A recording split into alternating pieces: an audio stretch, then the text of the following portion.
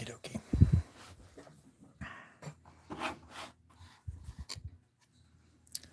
Let's see.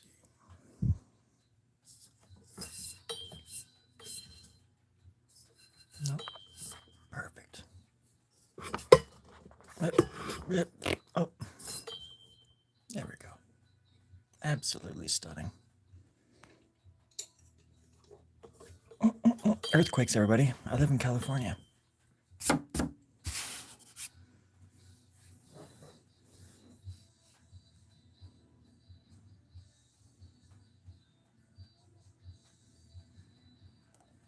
I figured I would start by drawing a nostril.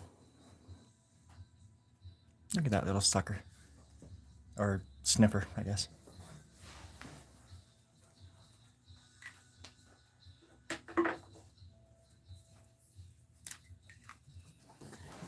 Had to change out the pen.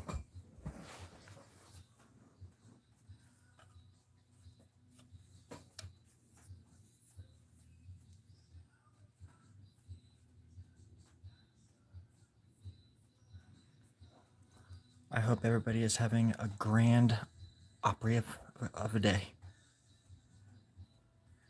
Making friends and kicking ass. That's what it's all about these days, right? When all you're fed is lies, all you want is the sincerity of a good friend. That's what I always thought. I still think that that's the case too.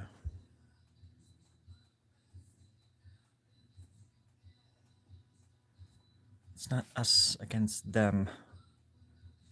It's just us.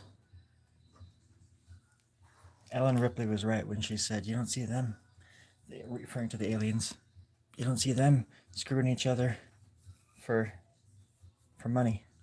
You know, other animals on this planet just exist and coexist. Humans, not every human. Actually, the great majority of people just want peace and practice what they actually preach and are who they say they are without having to prove it. They just, or say it, they just do it. They just are it. You know, life is crazy. You got to be honest, and that starts with yourself. Hello, Thatch. Once you find out you can be honest with yourself and how to do it correctly, your life will start changing overnight. And life becomes something else. It's not yours anymore. It's ours. It's a very selfish person who thinks that they can exist in a shoebox and never have to interact with others as if they're not important. Everybody's important. Everybody is somebody. There is still love in the world.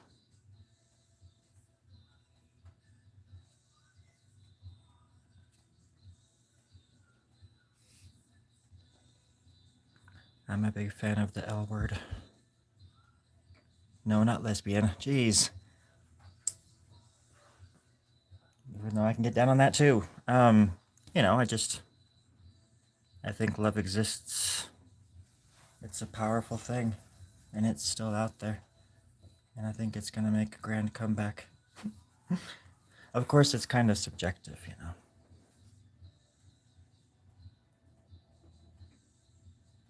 My version of love might be different than yours.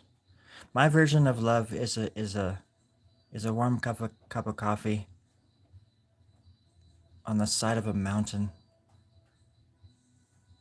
just as the sun is cresting through a freshly born Bambi's legs. Love is strange. Love is odd. Anyways, what are you guys doing? What are you guys doing? Did he finish the last one? You always talk about me as if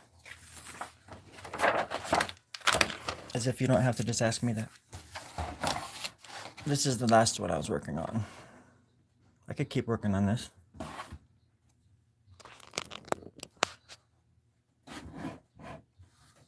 Dang it. There we go. Cleopatra. Love is gonna come back 1000%. I would say, not to be a contrarian, but I'm gonna be a contrarian for a second, and say that no, it's gonna be like 1001%. Somebody was thinking that. I'm a contrarian for the contrarians. This is one of my favorite songs in the world.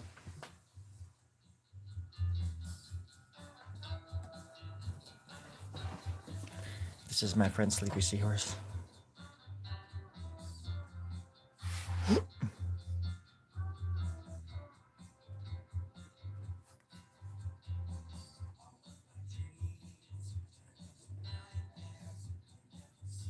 A fellow what do you call it? Home studio aficionado. I love that technology opened up that world to artists. It leveled the playing field. Because if you can make your stuff sound good, you don't need to go into a studio, and that scares. I mean, it changed everything. But it is funny to me how people will spend $1 million in a studio or whatever, just to make it sound like they recorded it in the garage. Just, hey, here's a thought. Go to a garage. Steve Albany, R.I.P. Recorded like Pixies and like early. I think it was Come On. I want to say it was Come On Pilgrim, but Surfer Rosa, and they did it in like a bathroom, like in this like big old huge warehouse bathroom setting. And I always thought like Reservoir Dogs always reminds me of the bathroom scene from Reservoir Dogs. I'm like, oh, that's something like where the Pixies recorded Surfer Rosa. These are conversations we need to have, everybody. I know things are crazy out there, but we need to talk about the Pixies. How I love I just like Frank Black's like style of playing too, but all of them have their own styles, and I also love the Breeders. Kim Deal's pretty rad.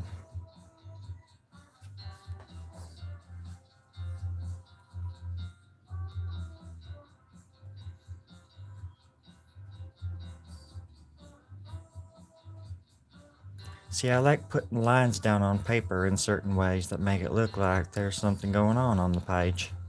Isn't that right, Thatch? I'm pretty sure that's right, Thatch would say. I want it to look like the arm's resting on another eyebrow. So I'm drawing an eye under there.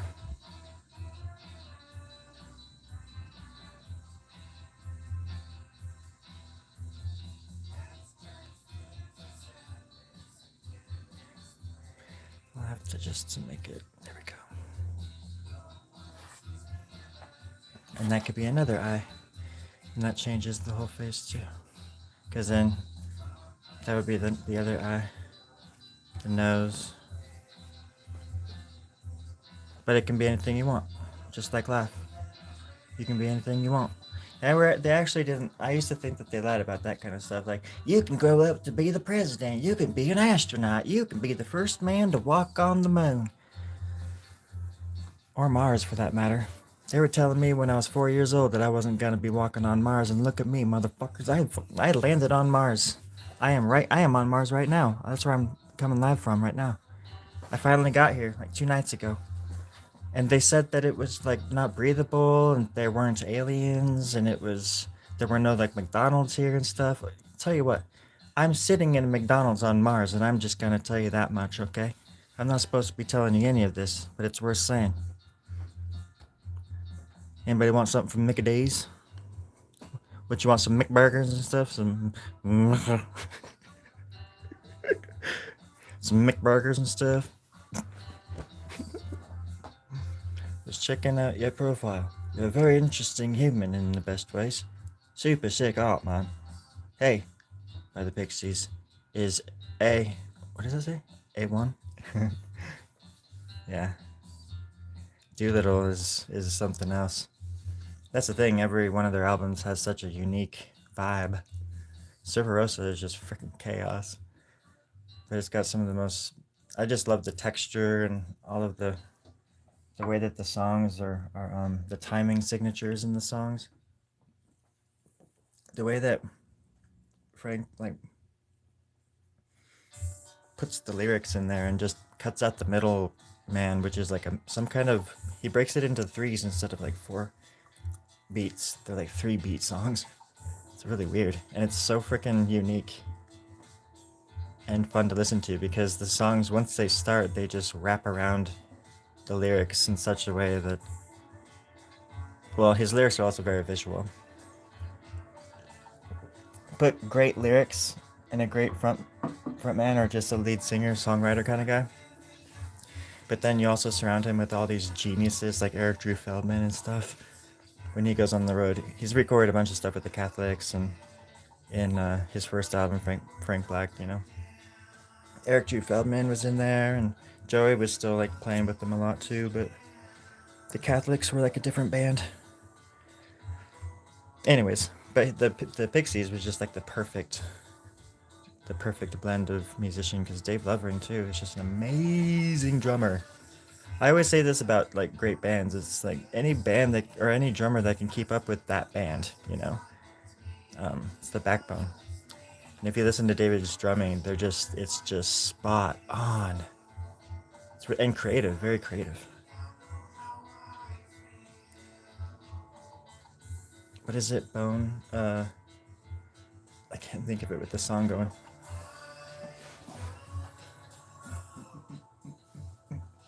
Um, Bone Machine, I think. Whatever it's called. The way that the drums start out.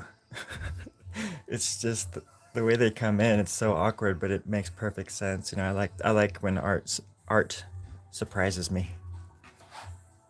You know, more of them. I have 2 songs saved by them. The obvious. Where's my mind?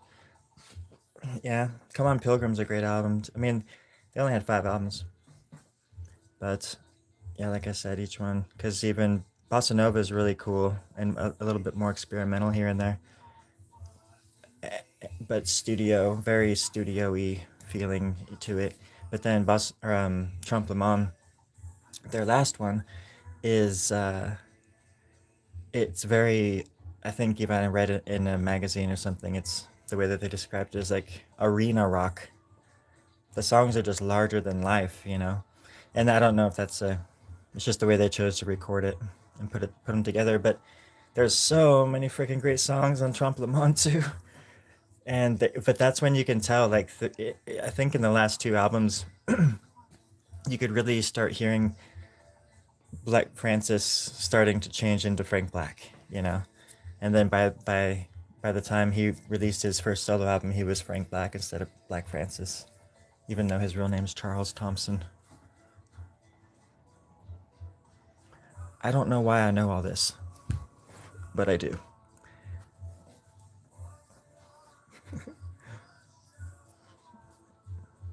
I would say just start at Come On Pilgrim and just work your way up. Do like a Pixies night. It's a band worth listening to. I sound like one of those people. Like, it's a band, yeah, dude. It's my favorite band. I guess that's exactly what I was saying. They were my favorite band for a while, but I go through phases too. I'll just listen to one album for 2 months and nothing else. It's just on repeat all the time for months until I know every single little thing in the song, and I can, ugh, and it's don't, and I'm not saying it as that it's a good thing either. It's annoying as hell. I just want to enjoy stuff, but I just obsess about stuff. Anyways, yeah. I guess art. If you're gonna be obsessed with something, art is a good thing to be obsessed with. Because I also make art and I write songs, so it's when I go and see a show, it's annoying, but I just kind of like analyze it as well, and I'm listening to the sound and I'm watching what their hands are doing. I guess I guess everybody sort of does that in a way, but I don't go to shows anymore either. Anyways, doesn't matter. So that's that.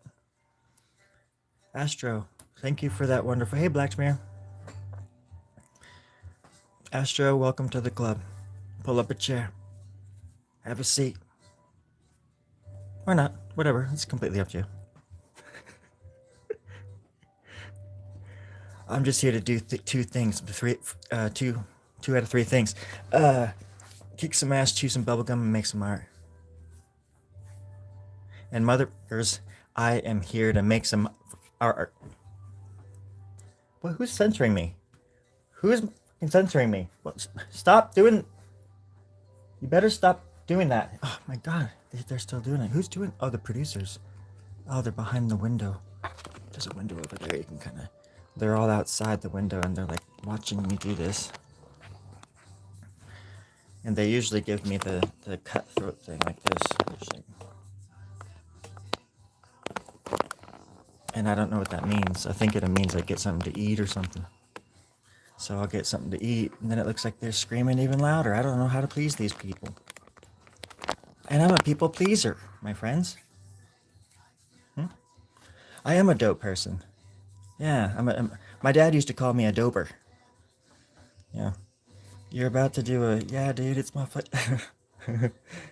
And they're starting to become popular with the sacred. Souls are a super good new band. Yeah, and that's the thing. You know, everybody has their tastes too. I just happened, when I was growing up, it's not that I like one genre from the next more, I guess. Even though I lean towards just in general rock and roll. But I can get down on anything. As long as it's got a beat and something to contribute. As long as it's unique and catches me off guard, I'll be a fan. And that's why I like clouds. Just in general, you know, cumulus, spunculus, camiculus, mucoliculus. All those big fatty bubbly ones up there sometimes before the thunder comes. You know how it is out there. Y'all know how it is. Oh, those big fat bulbousy ones. I think those are called big old fat cumulus thunder balls or something like that. I never did try to make sense out of clouds until I was older, and by then it was too late. What y'all doing tonight out there? What are y'all doing? Y'all drawing or something? Just hanging out? Y'all want to go spitting in the ravine later on tonight? I got free tickets. It's gonna be crowded. We got to get there early. I'm gonna bring some lawn chairs and a soggy wet mattress. A twin. That's all I want. That's all I need. I'm a simple man. Clouds are. The way you said that cracked me up. And I can't believe it let you say the F word. I just caught that. That's interesting to me. I not that I'm against it either. I'm surprised because YouTube usually flags that stuff in the chat anyways. The sky is legit my favorite thing. Oh yeah, the sky is just. I've seen some stuff too, my friend. In the sky. Eating lemons all day. Lemons are good. I grew up in Northern California and there was just a bunch of. I grew up. Everywhere I went, there was orchards. And when I go to a friend's house or something, you know, out in the country, he lives right across the street from an almond orchard. And if I go to my mom's place in Chico, she's living with my aunt over there. And they live in a walnut orchard. And there's orange orchards and all sorts of... There's even orchards, where little orchards are orcharding around in herds. And orchard... Try to say orchard 20 times within a minute and tell me if that word just loses all of its orchardness. That's all I'm trying to say. That was my whole point. Lo siento to my Spanish-speaking friends out there. Oh, gosh.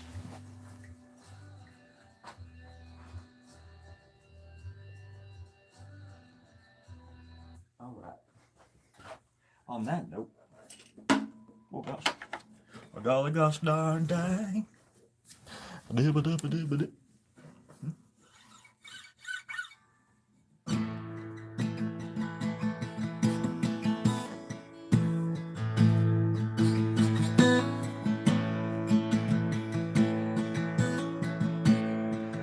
been eating lemons all day.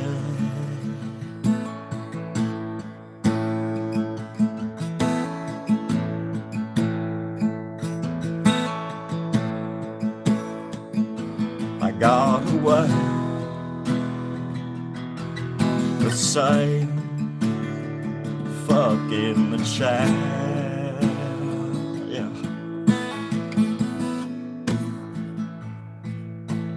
Fuck me, fuck,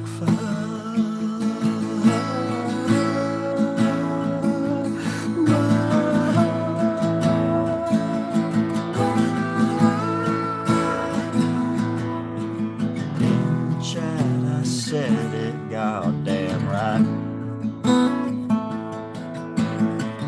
Gonna go home and sleep like a baby tonight. Oh, that's right, baby. All my friends play rock and roll, yeah. But not me. I'm just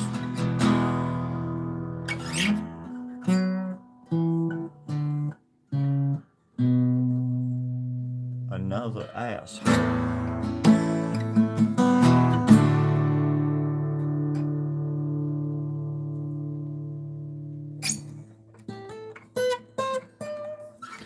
That was a song I wrote about 13 years ago when I was going through a bad divorce, my 14th divorce.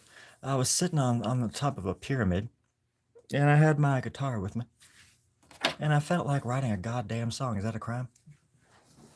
So why don't y'all just get off my back about it?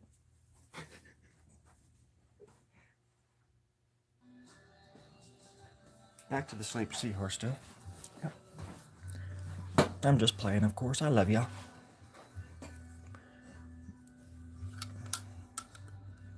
Tim Jones, you crack me up. You crack me on up. Welcome to the club.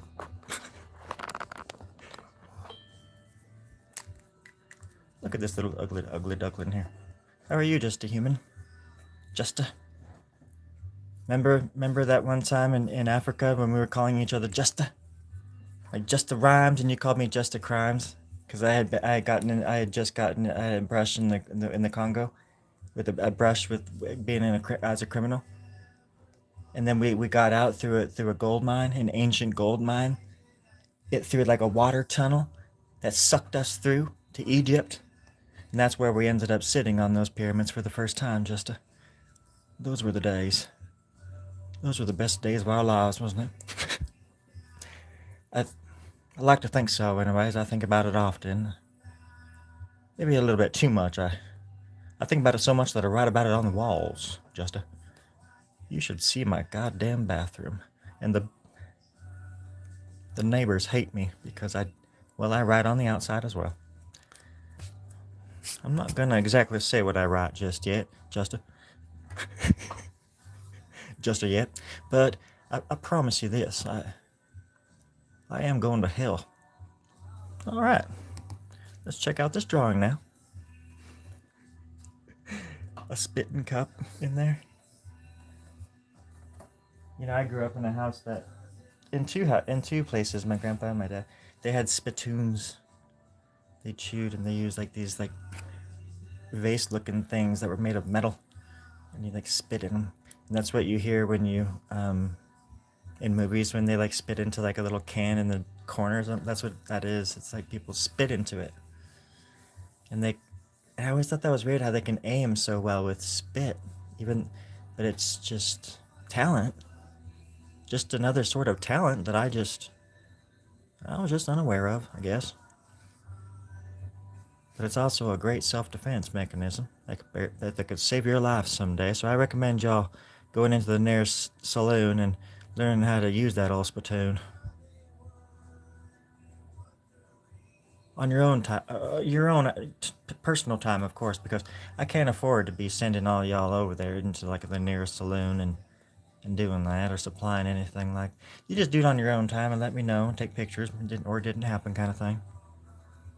And then I pretty much think that you would get the job after that. I mean, I'd still have to show your profile and those pictures and stuff like that to the higher ups, but I think that you'd be a shoo-in after that point. I mean, I don't see why not. And then we can make all the art in the world under a great banner. A great new banner. What are you saying? Banner. What? What? A banner. A big banner. You're really messing it up now. I. A banner. A banner. Like a big banner? Oh, a banner. What? What? A banner? What? You're not even saying it right now. No? Oh, you're just off the plot, you little. I still love you, but you just get the hell out of my head. Okay, everybody.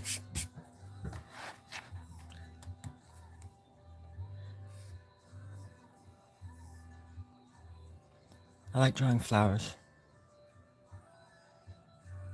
They just make sense to me. I like drawing little circles in the middle like that. Oop. There we go, perfect. And then you, on the left hand side, always draw a thicker line than on the right hand side. And that'll make that flower stick out a little bit more. The simple little tricks that you can do to make the simplest of little things turn into bigger things once your eyes settle upon them when the whole thing is finished. Don't be afraid to take chances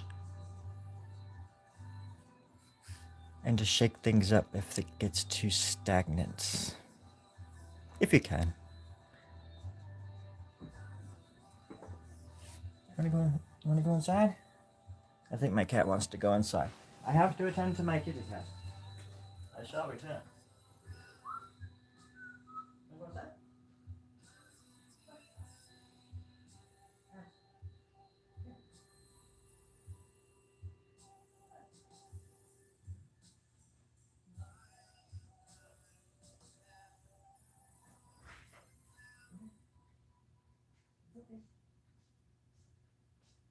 See how much you want to come in.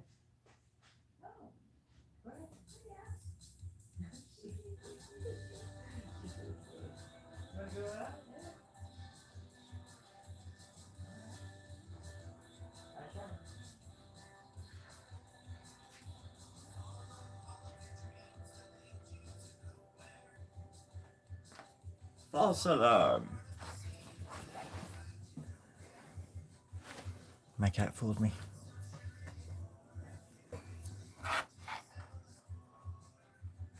Hello, Jay.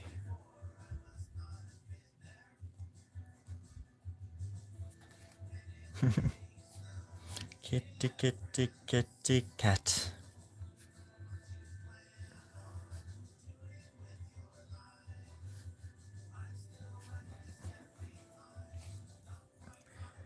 I think it was like last week or maybe like a week and a half ago, I I had Sleepy Seahorse on Story Grub Draws, and he's an old friend of mine from Boise. We lived a few miles from each other over there a lot, and we played a few shows together, and we were friends. But when I moved down here, I started listening to his music a lot more, and it just sort of blew me away. But he plays a lot of instruments and does a lot of home studio recording or just home recording stuff, you know. He and the size of his room. I think I talked about this in the inter. So it was kind of like a weird interview that I just did with him, but um, I think I talked about it where his little studio or little the area that he recorded music. It was so small. It was so small. Like you couldn't even fit two people in there. Like two people was max, and there was like that was it. Like there was no more room, without it being really uncomfortable. So I'm saying it's more like a one man room, anyways. And he, I couldn't believe this, how small the room was compared to like the sound that he produced, which was really that's with independent artists, especially home, home recording artists, whatever the hell you call them, home studio stuff. I always call it home recording or whatever. I don't know, bedroom recording, but it's amazing what people can do just in when it sounds good and you find out, oh, it was done in you know my aunt's closet or something like that. It's just it adds so much more to it to me for me.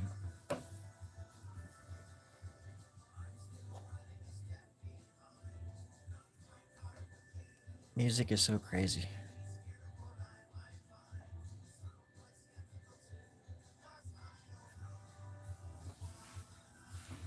Studio closet. I like that. We are definitely Legion, Jaden. Definitely. We are a herd of pigs jumping off a cliff. A herd of possessed pigs leaping off a cliff into the river to drown. Um, and I love it. I think nothing says rock and roll more than Piggly's, being possessed and jumping into a river at the command of uh, Jesus, I think it was. But those were the days, weren't they, baby? I mean, come on. We've all got to remember those days. That was the best summer of my life when I became a possessed pig. And I went into a goddamn river. And I took that pig's body right there with me.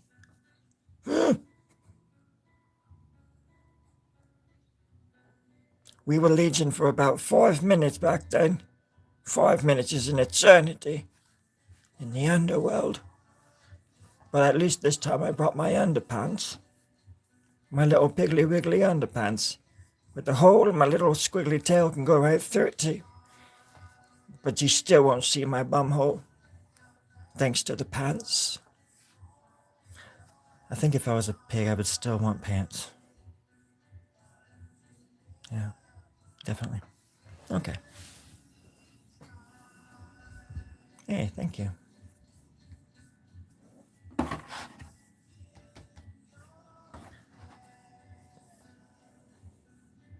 That's my arm, because you can tell by the big old fat muscle. Well, I'm cool, like a cucumber or like a cadaver. Um, you pick. You get to pick, and you tell me at the end of the day what you want, and I'll make you some top ramen. I'll make some tea, whatever you got, whatever you want. That's all I got on the menu. That's all I have in the kitchen, just tea or ramen. But it's good because the ramen is from scratch.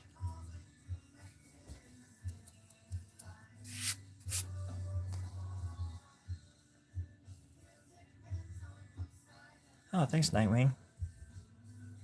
Oh, where's my water? I'm thirsty. There it is.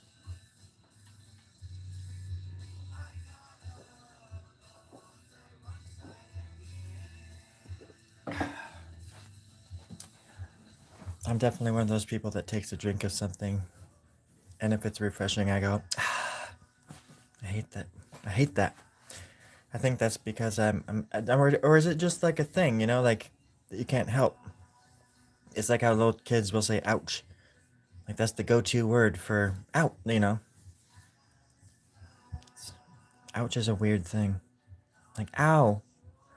I think it's just the shape your mouth makes, and over time we just gave it a stupid name. But, because it sounds like couch. And that kind of taints my idea of a couch, I want to think of a couch as in like a place where I'm not going to get an ouch. I think that should go without saying.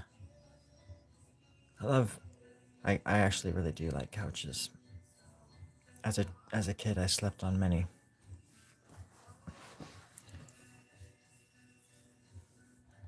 And couches were my beds for a little while. For a long time, actually. But couches are always so comfortable because I always loved the feeling of, as a kid, having the living room to yourself or whatever, and you're watching a movie or television show, and you can just like fall asleep to it. It was like the best feeling. It's like the feeling of walking home in the rain as a kid and getting all wet and hitting every puddle on the way home, and then nobody's home, and so you just like go into the fridge, like make some food and go play Nintendo. in your like cozy sweatpants and like t-shirt, all warm and cozy. It's just moments in life that last forever. Sometimes. I have a very vivid memory of that. It was probably 1980. I would say around 89, 88. have this memory of walking home from school, and I was just like wet as hell when I got home because I hit every puddle, and my brother wasn't there, my mom wasn't there, so I just made some cup of noodles and got to play Super Mario Brothers because we just got the Nintendo, like the first one, and I had it all to myself, and the house was all mine for like an hour.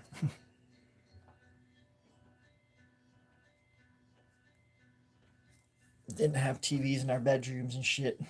I had friends who did, who had TVs in their bedrooms, and I was just flabbergasted. I was never, I guess, sort of jealous, in a way. I guess kids are always sort of like, oh, damn. I'm not gonna lie, but I didn't have my brother had a radio in his room growing up. I didn't until, unless we were sharing a bedroom. But the music in that time was just awesome. We'd listen to music when we slept on the radio. There's a station in Sacramento called The Max. K Max. Sacramento. Davis. San Francisco.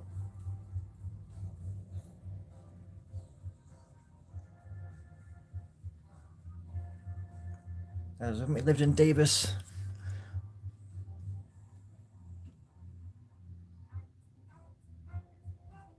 I've lived all over this stupid state.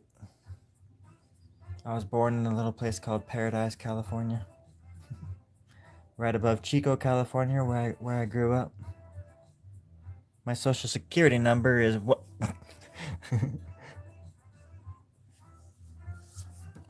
go. Let's see. Go. Key. I don't color these drawings. I can just say no, I don't. I've done color. I've done things in color, but I I unless I copied it or something, I have a weird thing where I can't go back and add color to. I would have to know that I was gonna add color in order to have started this one, for example. I don't know why that is. My brain wouldn't let me ever do that. And then I'd be having to fight that side of my brain that I didn't want to have to confront again, man. Okay, they should couches after the refreshing drink sound and stuff. Yeah.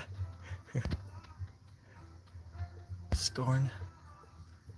Oh, I think I see what you're doing. Oh, let's see.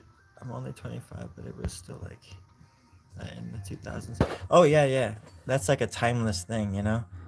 And it is interesting because, and I was sort of gonna touch on that because, um, in my time, the music there was always like the classic music, the stuff that had always been there. They called it when I was even in the '80s. They called it the oldies. In the six music from like the '60s and even like the late '50s with like Elvis and all those other greats and stuff. Um, Little Richard, Chuck Berry, and all those cats. Um, it was that was a radical time, man. I'm just like thinking about that time. It's crazy. Rock and roll was just dangerous as hell, and of course it evolved. But like the oldies, that's what they called it when it was the '80s. And but then there was always like the up and comers, the ones that were coming out, and so you're hearing all of these old songs from like the '80s or I'm sorry, the '60s and '70s or whatever, but all these new wave bands are coming out, and all these heavy metal, hair metal bands are on the radio, and it's just on MTV especially because that was what I thought the world was like outside of the country that I lived in. I lived out in the country, with horses and stuff. So when I would get to watch MTV because we didn't have MTV out, we didn't have cable out in the country. Um, I would see MTV and stuff and think, oh yeah, the world is, or I would watch movies like Crocodile Dundee and think the world was like really like that and stuff. It's, uh, but I also had a really crazy, like, I don't know what the word I'm looking for. Maybe a susceptible uh, mind. I was really naive to how the world worked, and as a child, my imagination got the best. Like I don't know, lied to me a lot about how life was, what life was really like.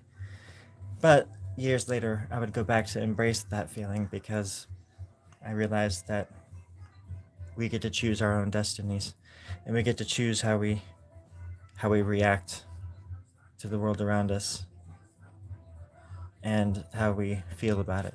Like we build our own prisons and throw ourselves smack in the middle and throw away the key. And that's the crime, man. We all have so much potential, and it's just wasted on empty, vapid, like concerns that will never come to pass. Anyways, they're just worries, and it's fear and doubt. End of the world, civil war, nuclear war. Everything is so hyped up right now. It's insane. It feels like it's at a boiling point. But then you go out and you just talk to people. It doesn't feel like that outside of social media and stuff like that. Granted, there's always going to be a-holes out there trying to do a-hole stuff. But that's how it's always been, even before social media and whatever. But yeah, what a scary world. When that's the model, that's the baseline for our temperament and our coexisting. It's just these out of touch, empty souls that use us as pawns against each other, and we fall for it head over heels. And I meant that because we just are in love with like hating and being tribes and hating the other people and never listening and never I, me, mine all the time. It gets old. Sometimes you just gotta say something.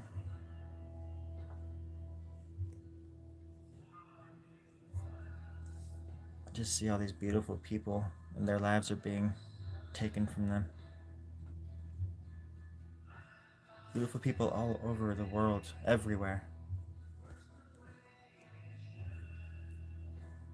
Anyways, yeah. Getting a little too dark there. Too down.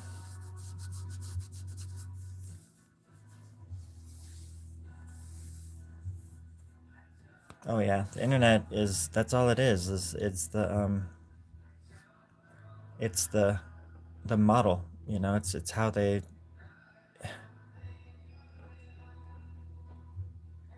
that's the goal, is to divide us. And um it's just sad.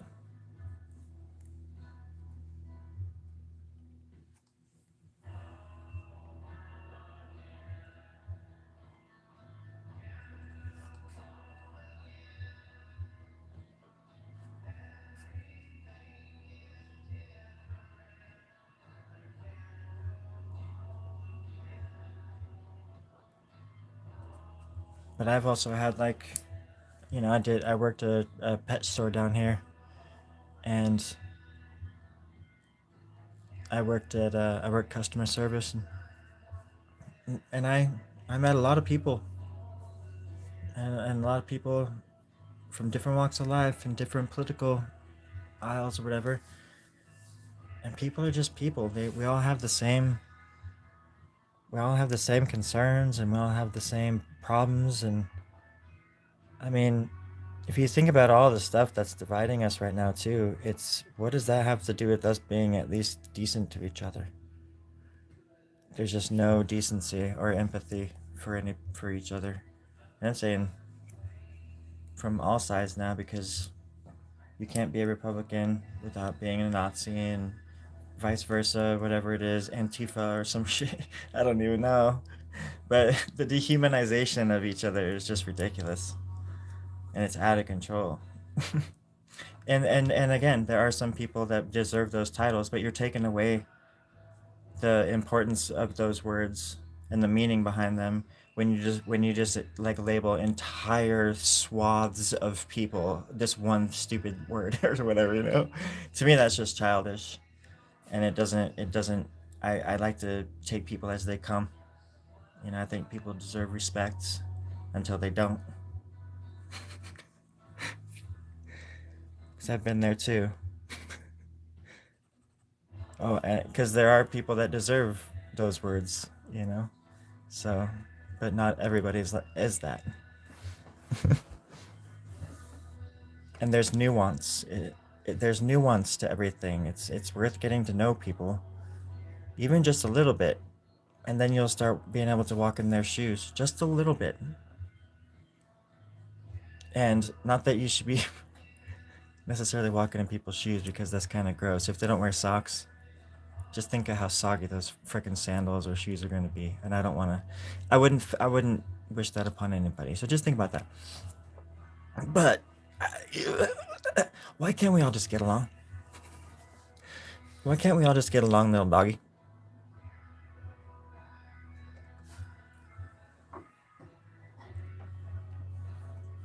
Wait, where did I? Oh, here it is.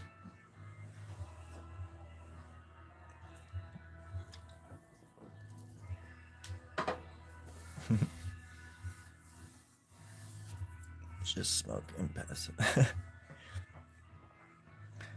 Me too. Me too, OJ. Me too. Context is everything. I agree with that.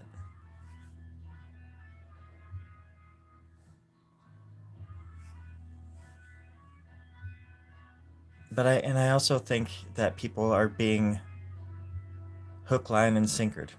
Wait, stinkered, stinkered. Um, by politicians in general, um, and the elites and stuff like that. It take politics out of it, just the elites in general. All the politicians. No, but I mean, I'm sorry, but they're all connected in some way to because the elites are these people's donors. And if you look into the world in that sort of way and you start going down that alley, it's uh, it's funny to me because a lot of the stuff that people consider conspiracy theories are absolutely 100% factual.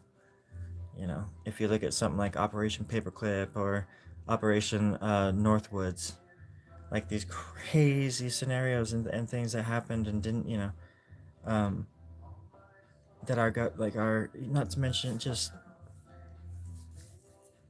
once you start just digging a little bit, there's a pattern to all of it, and there's just always been something behind the scenes just pulling the strings, always, like pretty much since the beginning. I swear to God, it's like some like vampire covenant, like in Blade or something like that. You know, the first one, the best one. Um, I love the Blade movies. I don't know about you guys.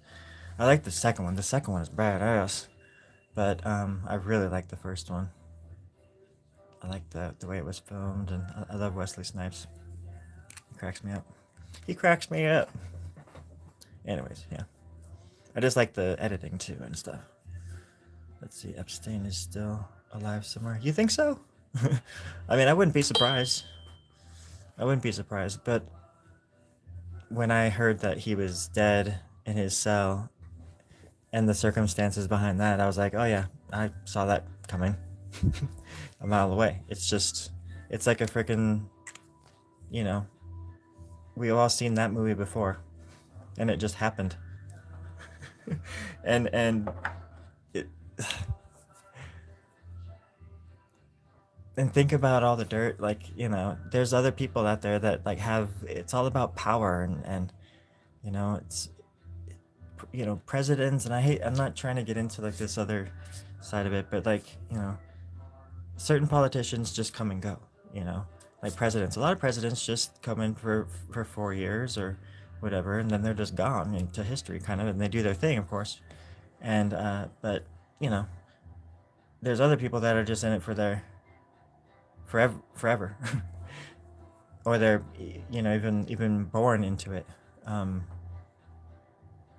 that stuff isn't, it's not some big joke, you know. It's actually happening. And I do believe in the devil. I've seen the devil.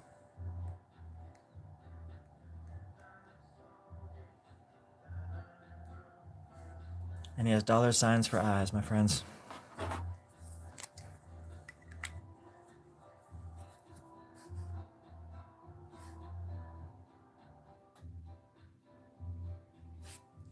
Now don't forget, the ushers are going down each aisle and setting the trays down, so don't forget now just put some money in there for old Story Grub draws.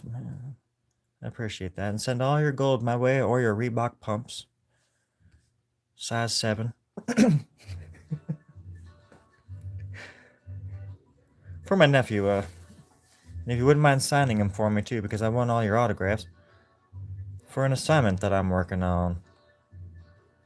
We're gonna get off this rock, and I need your DNA to do it. Sorry, I wasn't supposed to give the plan away so soon. I can't believe I just said that out loud. Just ignore the last 10 seconds, and we'll go right back to the normal scheduled program. One sec. Okay. Hey, everybody, this is Story Grub from Story Grub Draws. We're just hanging out, talking about the end of the world and, you know, getting our blood drawn and sending me all your gold. Wait, shoot, I just gave it away again. Dang it. Can y'all just ignore the last 10 seconds again? I'd really appreciate that. Hello, Denise. I hope you're doing well, dear. So you need super chats or whatever, right? Tried throwing you a fire. Print side by a print. Thanks, it's okay. I don't do it for the money, man. I don't do it for the money. I do it for the glory. For the fame. For the eternal glory. They used to call me Glory Story back in high school. Huh, I'm just kidding. I never went to high school. I skipped those grades. I went right to life. Hated high school. Hated it. Hated high school. Hated school. My favorite part of school was drawing and getting in trouble for it, and recess. Lunch was okay. I didn't like really not having control over what I ate, but then sometimes, you know, when something was good, well, it was good. Yeah. And it was all good. And we were all good. All right, good. You guys want to go bowling or something this weekend? What the hell? Why didn't you guys tell me that somebody was here? I thought I was alone out here.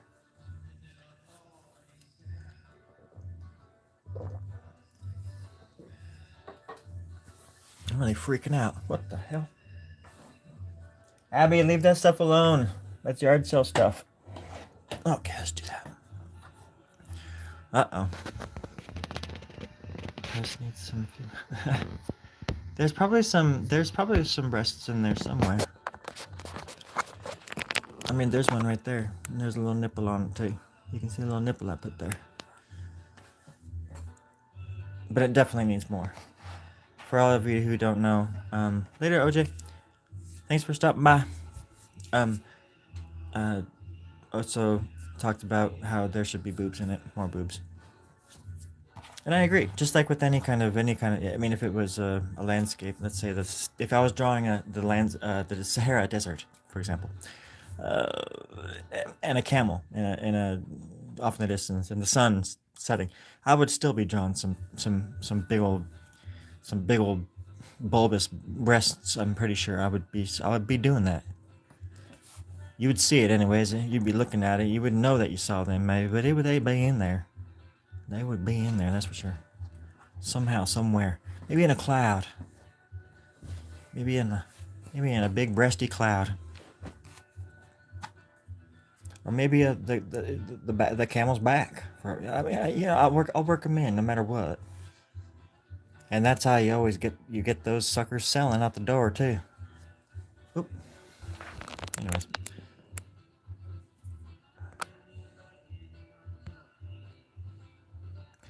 Thanks, arithmet. Thank you, Puzzles. No glory in a starving artist. You deserve it. I want a print. This is actual art.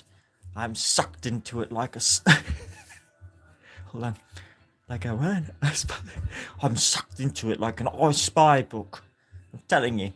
Make some prints or t-shirts or else. This is crazy good. Hey, thanks. I appreciate that, Terry Jones. Tony. What would you like me to call you? I'll call you Tim. Okay? I appreciate those words. I gotta... There we go. I like the word when the words, talk good of me. See? I can almost talk. Darn it. I'm sorry. Perfect. I was drawing a little pot belly down here. And there's a little nipple right there. Let's just give him a little booby right there. Now there's a little side booby. And then there's a little belly right here. See what I'm doing? You see what I'm doing there?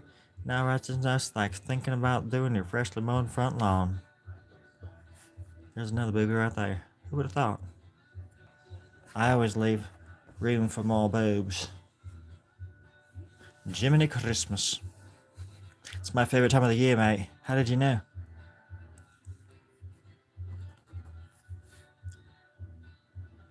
All of my pets, that was their nickname for me. They used to call me Jiminy. And I never knew why. Until that one Christmas. But that was just a fluke.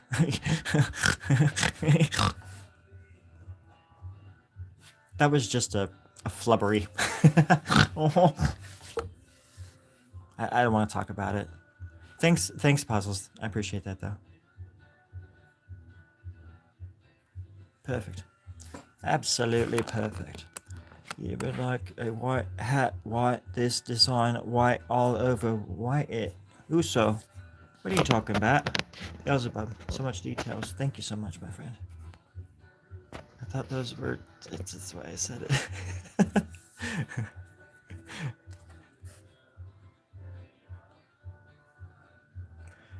You're a better human than I.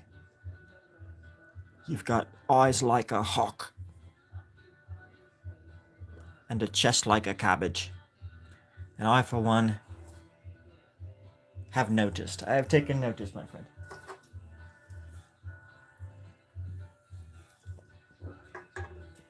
Hog wallop. Sorry, I just like talking like that from time to time. Once on the hat.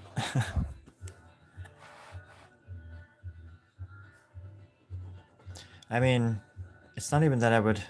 Obviously, I would like to make money make a living off of my art. When I say make money, it just sounds weird. But you know, make a living. But it's really hard for me to reconcile with that. And also, I can't figure out the other end of it, like how to do that very well. How to make it sort of work for itself. And that's something that I've sort of battled with my entire life. Well, ever since my early 20s, when I knew, ever since I was a child, I knew that this was the only thing I ever wanted to do. But I've wanted to do other things, and it sort of distracts and takes away from... I don't know if I want to... I don't know what I'm trying to say. I have a hard time focusing, let's just say that. Always did, always have. Can't sit still long enough to do things sometimes. Until I just do them. Then I surprise myself. But then the world changes. It's just as soon as you grasp something, everything changes. Or moves around, or it's obsolete, you know.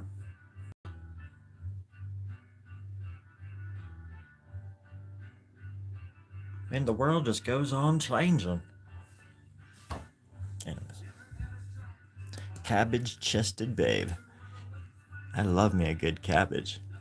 Bathroom art for me that's next to the toilet would be perfect. I agree. This would if you were sitting on a can looking at this on the back of a bathroom stall, I wouldn't be leaving that bathroom until I figured this darn thing out. But I can see. Yeah, it's just a matter of learning how to market it. But it's something worth considering eventually.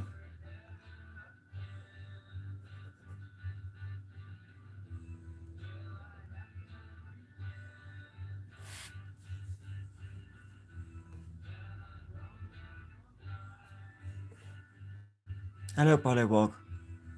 Polywog, Polywog.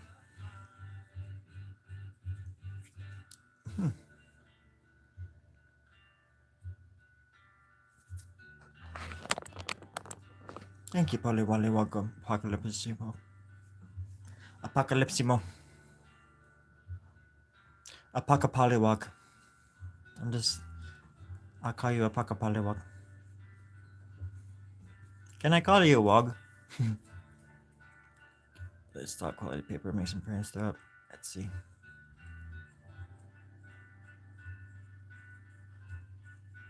Yeah, I actually have scans of some really nice drawings I did. It's just a matter of selling them, I guess.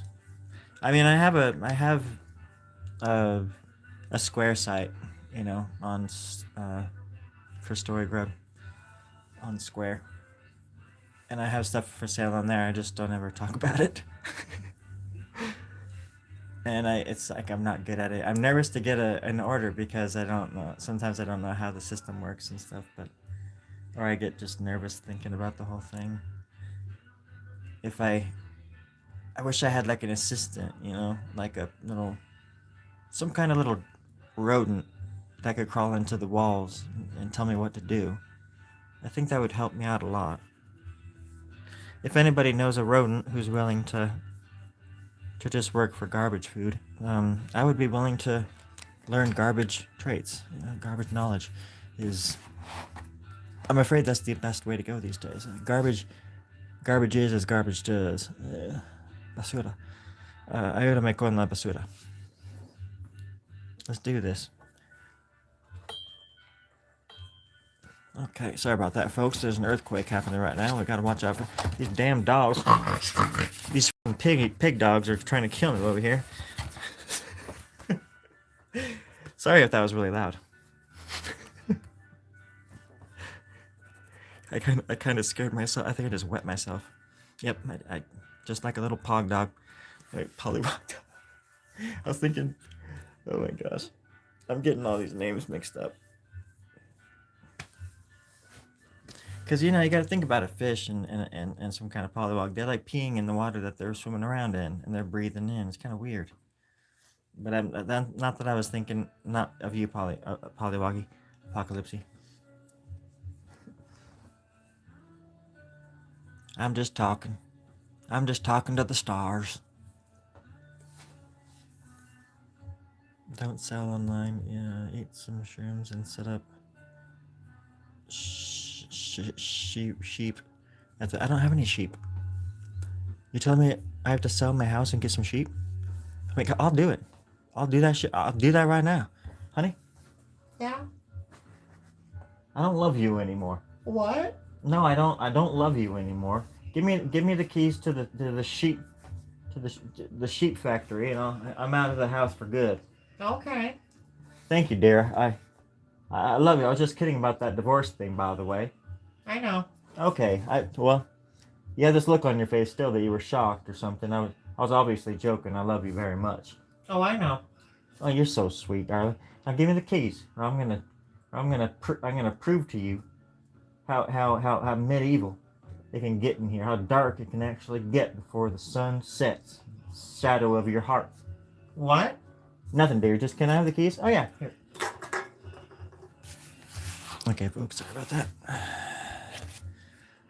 I just went through another divorce right after we went live, and I got married and I got divorced within 10 minutes. I'm kind of shooken up here. Just bear cub with me. All right. Bear cub with me.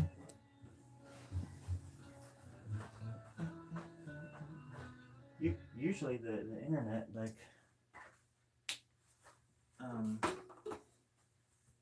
doesn't work very good, but it was playing those songs really nicely.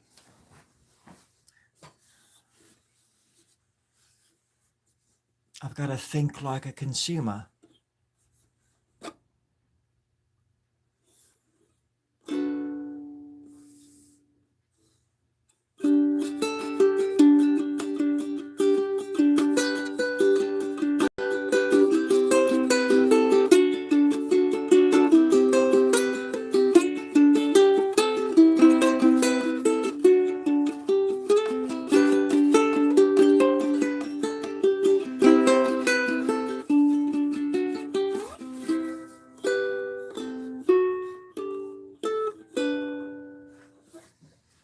That was a song I like to call The Long Road Out of Hell.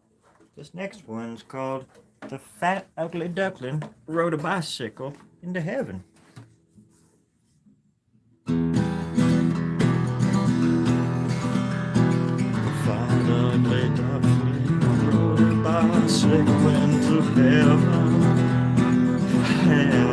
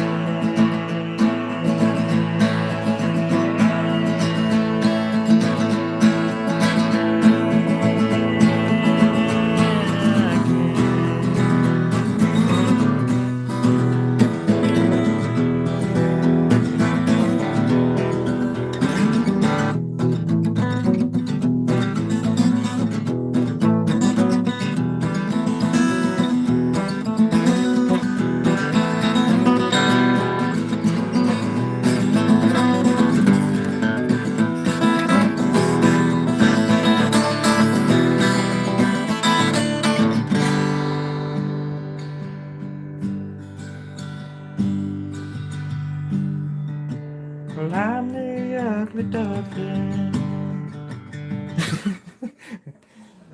That's based on a true story, everybody. That was based on the story of my life. Well, you have some. Yeah, I hope you have some sweet dreams there, Timmy Jones Smith. I do appreciate your company, and I appreciate your wise words. It's not every day that I get them.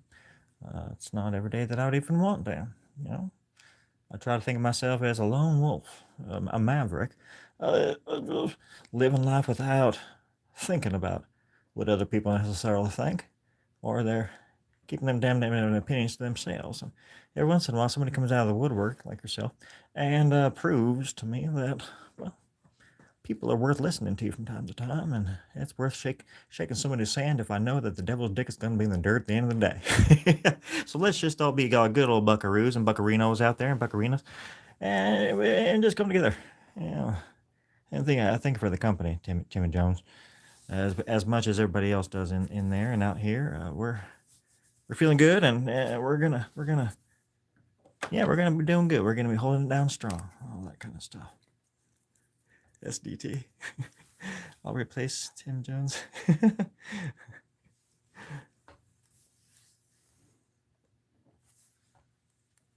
I don't know where that person came from just a second ago, but they wanted to talk. They wanted to say that about Mr. Jones. Mr. Jones and me travel through the barrio. I always thought that part was kind of funny. It's like, just say neighborhood, but just say neighborhood. God damn you. Just say neighborhood. It's not like I go around like just spouting off like weird sentence fragments in Spanish ever.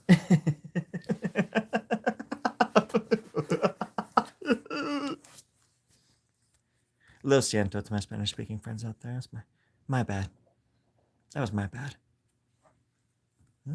You drew with charcoal for the first time, yeah? Okay, good. Thanks, BDT. Thanks, Grub. You made mine. I appreciate it. It's a good example of ships in the night. Two people who don't even know each other can just be cool to each other. It's a good example of that. Thank you for that. And I appreciate you too, SDT. And yeah, you know what? I don't know. I have charcoal, but I haven't like sat down and actually just done a study with it ever in my life. Maybe back in high school, but yeah. There's certain kinds of things that I just, for some reason, never really did much of or something. But I would love to learn. You're a realism artist, so just experimenting with it. Oh yeah, totally. And that's the cool thing about art too. How you know, it's such a broad term. You know how it can be. There's so many different kinds. I was just talking about this the other night. How there's just so many different kinds of artists, and you get to choose which one you want to be. You know, so many different categories, and that's why I think it's just kind of always silly to. But even then, you know, it's not that you have to stick to a category, but that doesn't mean the categories don't exist. Because I dabble in many different, not many different, but a few different styles, anyways. Like for example, I also love oil pastels, and I love just when you find the right kind of paper or something to work on, like the canvas, and you can like smear the oil, and it's like smearing perfectly with the other colors, like blending in and stuff. Um, and it's like working, you know, you're in the zone. It's the best feeling in the world. I love with color and stuff. I tend to make messes and want to just go kind of nuts and stuff, you know. Um, it's big, bold colors and whatever. Total contrast to this. I think our brains are kind of like that too, where we can dabble. I think it's okay to dabble. Yeah, it's important for some of us to dabble. And never, you know, don't settle for something. Don't settle to be a certain kind of anything. Just always keep them guessing, and always keep yourself guessing. I think, because you'd be amazed at what you're going to be doing in 10 years or 5 years even. Sometimes artists go through these crazy spurts of like creativity and energy, and they change overnight. You know, um, it's an amazing thing, and I'm glad that other people share my passion.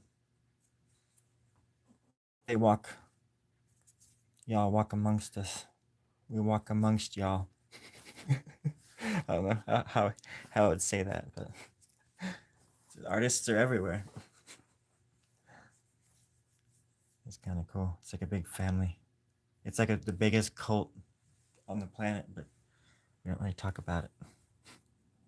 We're too anxious. But we definitely have like hand symbols.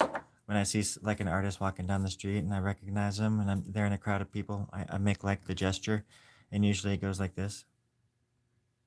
And they look back and they're like, and I'm like, oh my God, that's an artist. Friends, let's go and say hi to our artist friend. And they're like, the guy that just flipped you off? And I'm like, no, that's an artist. That's an artist. And they're like, well, why is he aiming a gun at you right now? And I said, oh, no. Oh, shit, that's actually a tourist. Not him. He must have been behind the artist when I flipped him off and thought I was flipping him off. And now I've got to stop this guy from shooting us. See, that's how art can still be dangerous, friends. So cut yourself some slack. And be creative.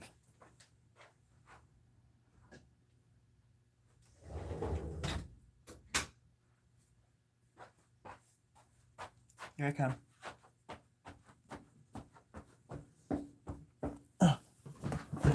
Hold on. There we go. forgot the water. Dang it. I'm gonna go downstairs.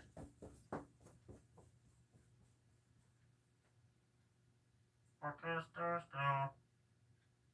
Does anybody want some water? No? Okay, get my water. Get back up now.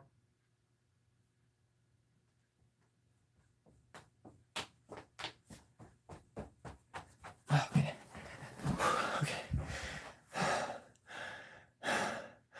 Okay. I gotta take a shit now. Oh my god, it sucks. Okay, I gotta go take a shit. The bathroom's right, like 10 feet away. Just give me like 10 seconds.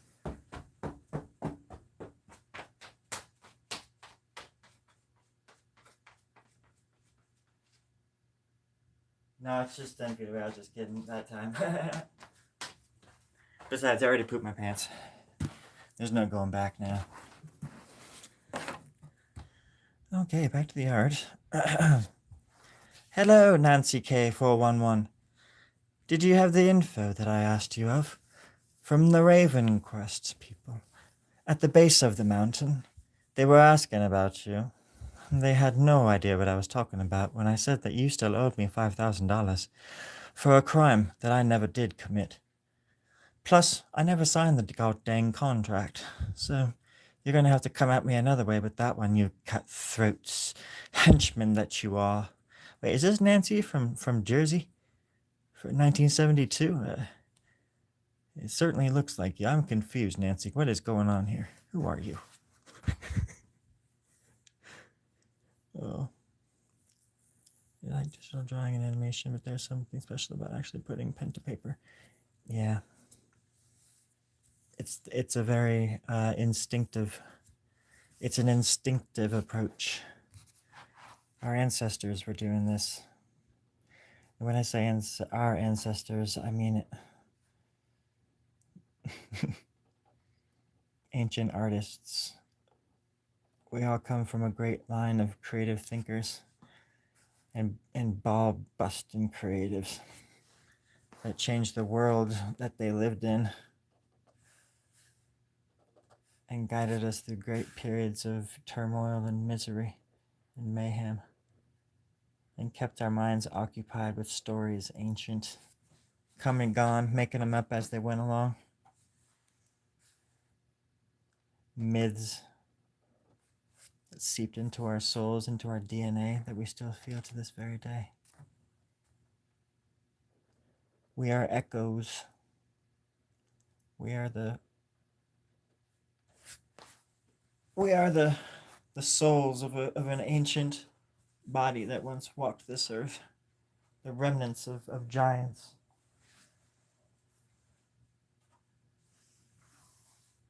The first artists. Can't imagine.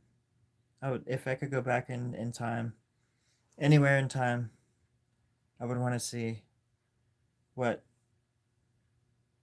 I don't know, what the time machine would consider to be the first artist. Like the first time somebody was creative, that like drew something on a wall. And I would want to shake that that monster's hand. I probably would. It would probably eat me. But if I could go back and be invisible and watch that happen, or just to see how they were building the pyramids, probably one or the other. I would be happy with one or the other. How they built the Great Pyramid of Egypt. Because that is just out of this world, mind-bogglingly,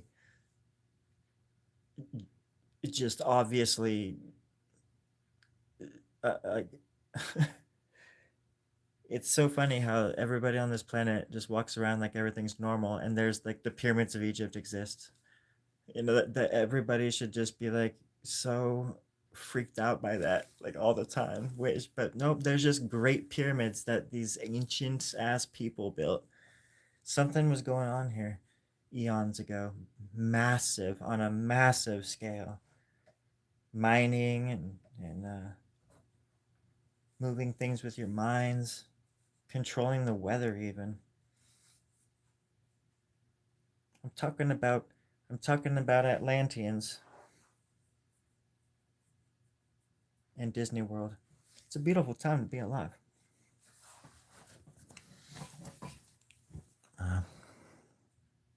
But when you find out that those pyramids were all over the planet,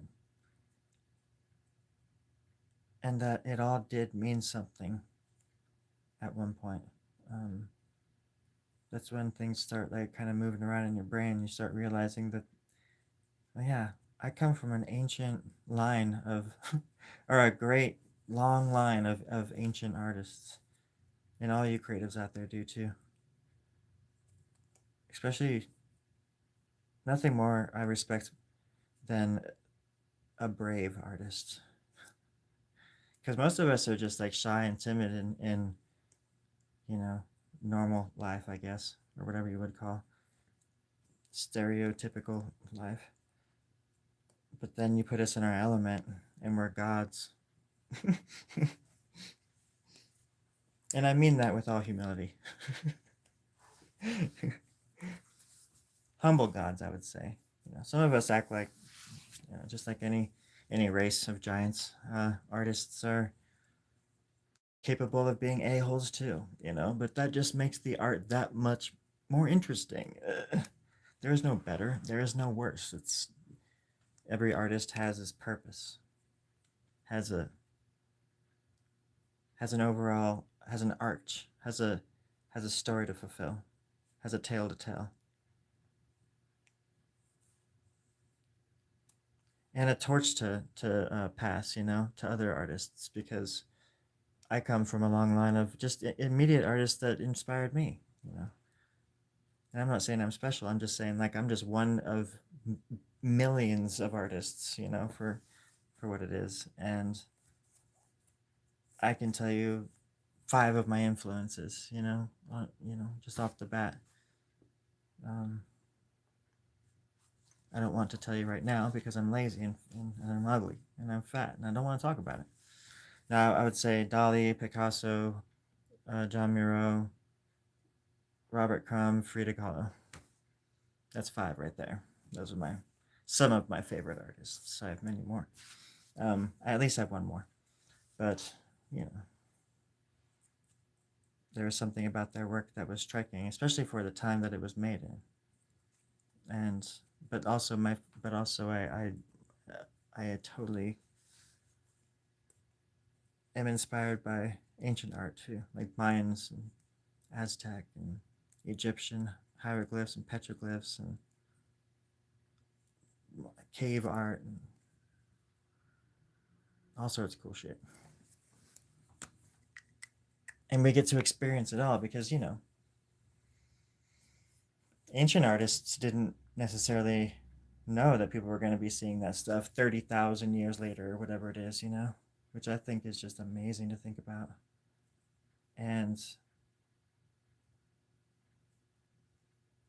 a lot of modern artists, like Picasso, for example, didn't even experience that kind of art until he was, in his 20s or something like that, so he wasn't, it wasn't even a common thing to look at African art or ancient art or, um, whatever art because he walked into the caves in France too, and he walked out and he's like, we have learned nothing, or we have created nothing, famously, because the paintings in the cave were better than his, and they were 40,000 years old. you know and he was seeing him for the first he was seeing that kind of ancient art for the first time too, and he was, you know already kind of old at that point. But then that influenced, cubism and all of modern art as we know it.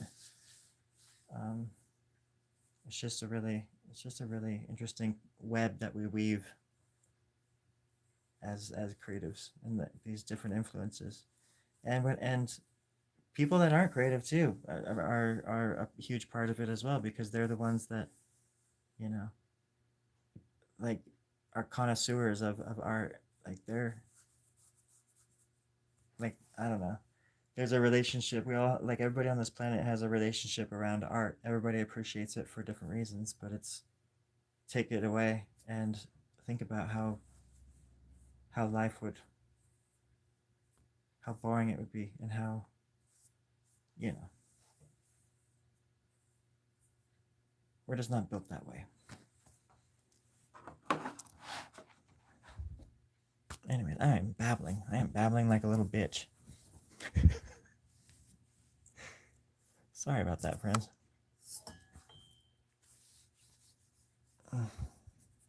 Snakes by the mountain goats.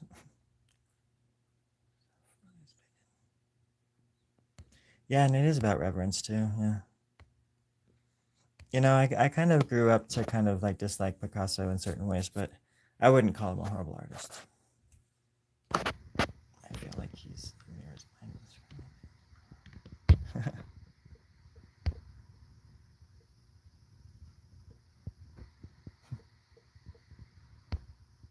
What I'm on. Oh, I get that a lot. And you'd be surprised if I answered you. But yeah. It's about having reverence, and reverence is for sure, because you gotta be able to kind of put yourself, that's where empathy is, like how people would think that empathy is sort of just this like a joke nowadays, because it's such an overused word, but once you can put yourself in other people's shoes too, just a little bit, it can change you as a person. Um, and if you put yourself in the shoes of the people that were making these cave paintings or petroglyphs or building the pyramids and stuff, you just, all those, thousands and thousands of years ago, it's just kind of wild to think about the priorities and where they were getting water even. Think about today. If the faucet stopped, where would you get your water? Did they boil the water? Did they just drink it right out of the Nile? Like they had like irrigation ditches on the Nile, off the Nile and stuff, and aqueducts and things that were like, the Romans had it too, but like they're just finding out in Egypt that they had underground like sewage and all these canals that brought fresh water in from the Nile into the cities and stuff, like through by the pyramids. And there were these great systems, that we had built back, and they were made out of stone and stuff, but you think about it nowadays, you would get sick drinking that water probably. They were much. Just think about all the stuff that's in our water too, but we wouldn't last a day back in the day, It's just interesting to think about.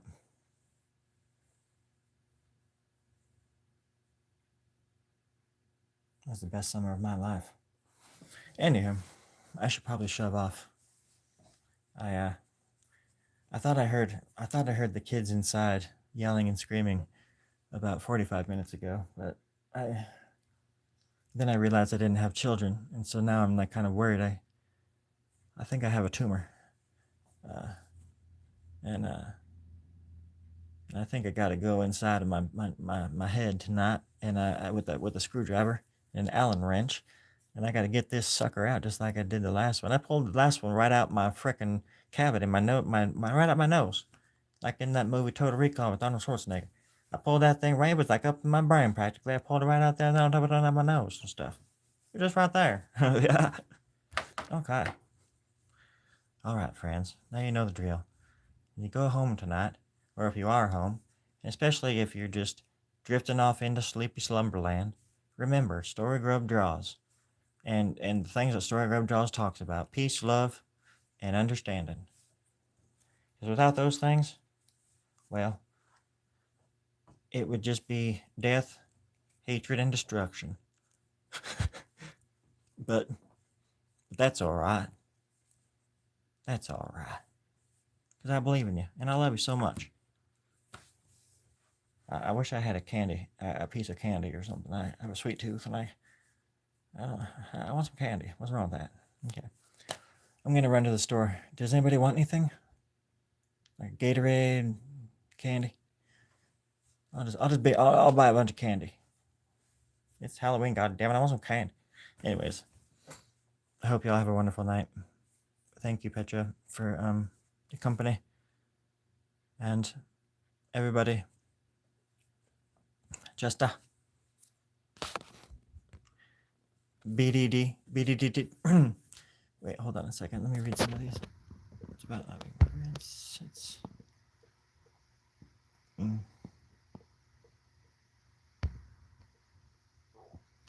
Yeah. Well, Picasso is also a man of many. He was a man of many disciplines. So, I really liked Cubism because of the way that it flowed. But it was also there was also his partner. His partner's name was George. I can't pronounce it. Brock. His last name was Brock, with a Q or something like that. Georges Brock.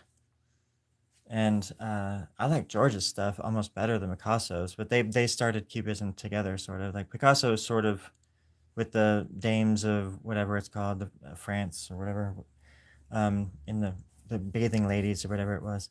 Um, they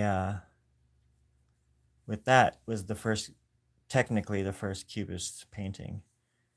And it's funny to me looking at that thing because people will look at it back then. They looked at it and it started this revolution in painting and stuff. I mean, Cubism was a big deal and kicked off modern art movement too.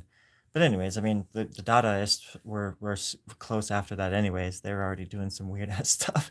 Like Marcel Duchamp was already doing great stuff. The impressionism, actually, if you want to think about Cubism, I mean, you think about like Cezanne or something like that, and Monet. It's like they were radical for their day. That's the thing. It's just art is dangerous until it's just. I mean, there's even I'm sure there's a saying for that. Um, there's a Wikipedia page or something for this. That this thing that happens with music too. Just becomes accepted. When I was growing up, you could only listen to Nirvana on tape or CD, and it was never played on the frickin' radio. Even "Come as You Are" and songs like that, except if it was like one of those hard rock radio stations, like Z101 playing the hardest motherfucking shit you've ever fucking heard. you know, Unless you're listening to that station, um, the other stations wouldn't touch Nirvana. And then I remember like one of the first times I ever heard like Pearl Jam or Nirvana on a classic rock station. I was like, whoa! I was like, what the fuck? And it was like 1998 or something like that's how fast it like became just part of the norm.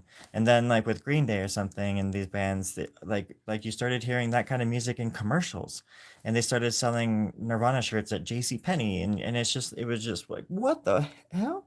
I remember that being one of the first times I noticing that kind of, because I wasn't really aware of that in the 80s because I was just a child of the 80s. I was just a absolute child. And by the time I was 15, 16, I could see things a little bit more clear. And when I started seeing how the society would latch onto trends after, even like hip hop and stuff, um, it was looked frowned out. And then all of a sudden, the same thing happened in the commercials. You started hearing hip hop in commercials like way more. Um, and obviously that's not a bad thing. That's just how it is. That same thing happened back in the 60s and 70s. Um, that's that pop culture. That's how culture can like change. That's how art can change the world too. You know, Not just for the fashion sake of it, but punk rock. Look at what punk rock. The just all these different styles and expressions that come out of these movements are just they're really impressive. And sometimes an asshole starts the movement, but then the movement is taken away, or the culture becomes part of the people, and then until the next generation comes and creates their own culture, and then it's the same thing that happens, same energy and everything, it's just different styles. That's what I always found fascinating too. Even language is the same. Language just constantly evolves too. I think that's really cool. Yeah, because people are always going to be people. They're going to try to walk with the herd, and they're gonna try to be the lone wolf, or try to think for themselves, or think that they're thinking for themselves, or vice versa. All this stuff, it's like we all fight these like endless loopy battles that are just going on and on and on and on inside of us at all times. And a lot of us don't ever think about just stopping and taking a deep breath and taking it all in and cutting yourself some slack. Because we all have to deal with so much crap, externally and internally. We all just need to take a step back. Just appreciate the flowers.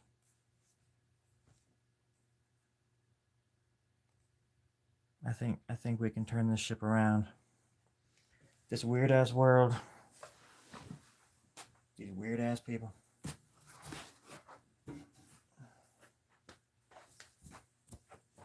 It's a weird ass life. One day I'm gonna be dead. I'm just gonna be gone. And I just want to be happy until then. I know I'm not going to be all the time. That's what I try to be. That's what I'm going to try to be, anyways.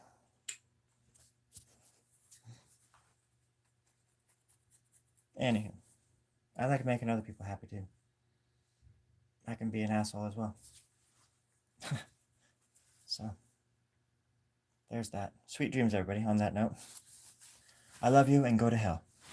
No, I'm just kidding. But I do appreciate all the kind words. And BDT, I like your appreciate your conversations. You could be that. Oh, it's alright. Maybe you owe the world your art. Well, I'm definitely gonna leave, unless the world burns up before I die. I'm definitely gonna leave the world with a lot of art. I mean, it's not gonna go with me. It's not going off world. I'm gonna die and the art's gonna stay here, but people are gonna open up chests after chest of just journals and books and things filled up with so much art and poems and songs, and that it's gonna be kind of I'm gonna be the aliens might study me for about 5 days before they get bored. Oh, he's just saying the same thing over and over and over. He just wants chocolate milk. What the hell does that even mean? We're aliens. What the hell is milk, let alone chocolate milk? That doesn't make any sense. I'm sorry, friends.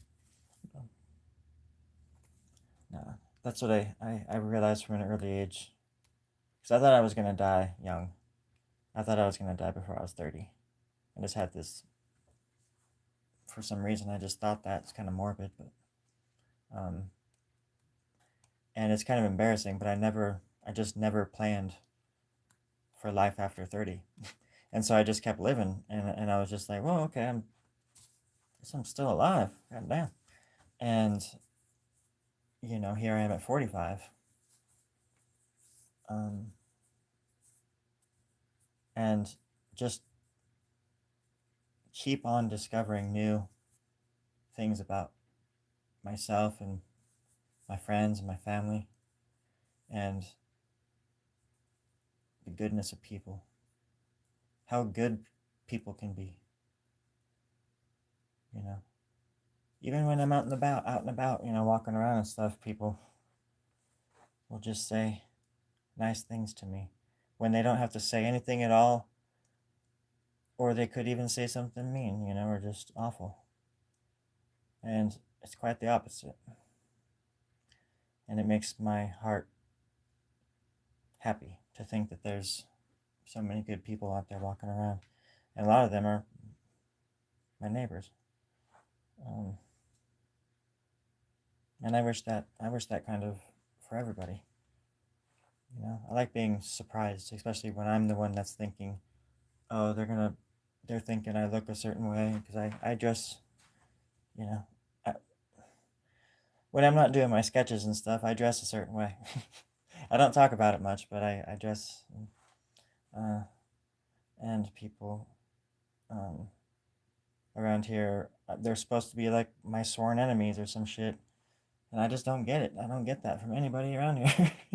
Like, they're so freaking cool, and I get compliments and smiles, and it's so I'm an you know I'm a pretty judgmental person, and I try not to be, but I see somebody coming, and I'm like, oh, they're gonna, they're thinking this about me, or why are they looking at me like that? But then they walk by and they say something super cool, super nice, and so I've learned a lot about myself in those moments because of what I assume other people are thinking and doing when I shouldn't do that. That's ridiculous to assume to know anything about just based on a stupid look, especially from how I look at other people. You know what I mean? Like people probably think I hate their guts because of the way I look at them when I'm actually just like thinking they're cute as hell or something like that. I always have this weird look on my face. Apparently, it's my face. It's what I do. But it's just one of those things that you have to. It's a hard lesson because a lot of it is projection, and I suffer from that a lot, and I always have. Uh, but I'm trying to change the way I think, especially about other people. You know, I don't wanna I don't wanna hate anybody, and I like being surprised by people.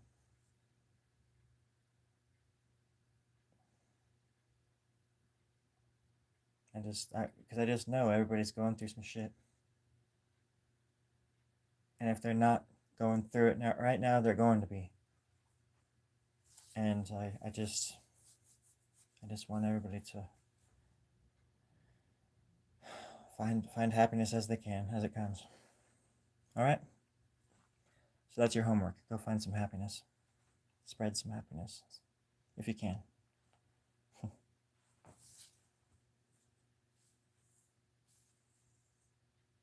Coco Mike. That's a very hard evolutionary trait to rid yourself of if you grew up unsafe. Yeah. But even if it's something that can never be achieved, I always think it's something worth pursuing. The pursuit of happiness, after all. So, but that goes with everything, all sorts of stuff. But it's even something too where you're not really searching for happiness as much as you're shedding like layers of trauma or fear or self-hatred or you know judgment in others or whatever those big ones are that we all these feelings and you know complexes that we carry on our backs that weigh us down. We've all got them, and that's something I try to always remember is especially in those moments when I am thinking like assuming a lot about somebody. I try to remember to be humble about things. Be like, oh yeah, dude, but you just did the same thing 2 days ago, in a different way maybe, but you did it too. So don't be judging them. I'm watching you. You know what I mean? Like you got to keep yourself in check. Because that's what makes us better, and that's what makes us as individuals better, a healthier person is just being self-aware in those moments, even if it's just a little bit.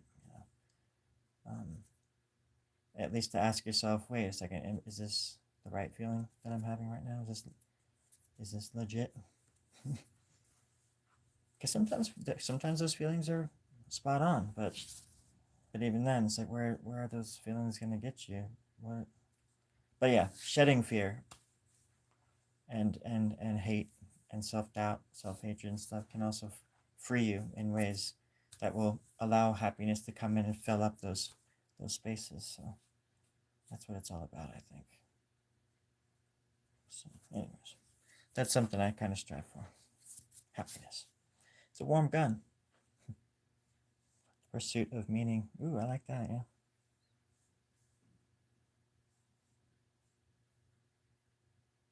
Yeah, I think it's just, kind of like semantics too.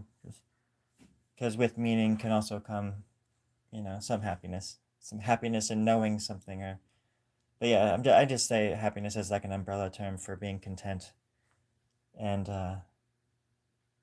loving yourself a bit, you know, because love is happiness, and loving yourself brings meaning to the world as well. And loving others is meaningful. So I'm right there with you, my friend. Anywho, sorry to get so sappy.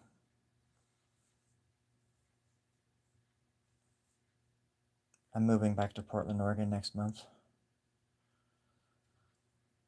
So my life's gonna be uprooted here pretty quick, and it's gonna change a lot. And I could easily let fear fill my heart if I allowed it to, but I choose not to. For starters, I love Portland, and for thirdlies, I for secondsies and thirdlies, I'm not afraid.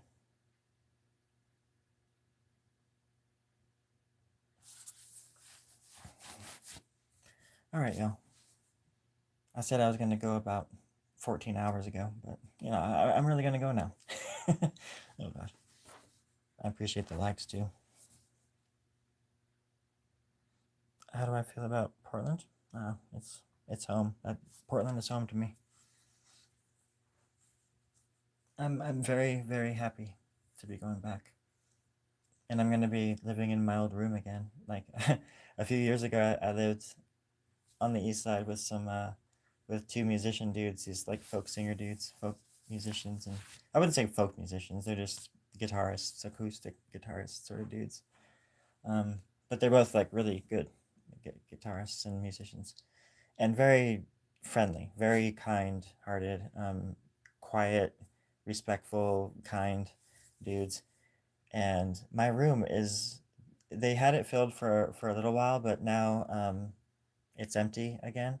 And so my old room is up for grabs, and so I'm gonna be moving back into my old bedroom. It's really cool, and I I'm really excited because I don't know if you know this or not, or if anybody out there really knows this, but like Portland is like one of the biggest cities in the world known for puppetry. And I had this like puppet thing going on for a little bit when I lived there last, and I like puppets a lot. And I was obsessed for a little bit, but I met and got to know a lot about puppets in like 2021, and yeah, Portland is like really big with puppets and puppet theaters and things like that, and I just thought that was really cool. Um, there's a puppet museum there that I went to, a puppetry museum. I had my own channel called Slinky Beazle, and it was a pirate puppet, and I had 15 episodes, and so I got all into puppets for like a year. It was weird. Yeah. Anyways, I had like so many sock puppets. I had a garbage bag full of sock puppets that I had been like saving for 15 years. When I get obsessed about stuff, I get obsessed. It's crazy. But I still love puppets, and I want to have a puppet channel again up there. I think it'd be fun um, to go and help people like do shows and stuff like that with puppets. So. I want to be. I just want to. I want to. When I go back up there, I want to be more creative, and because when I left I was really shy and a hermit. I was like living in a studio apartment, and I never wanted to leave. I just made art at home and watched crazy YouTube videos and stuff while I drew these crazy pictures. But yeah, anyways.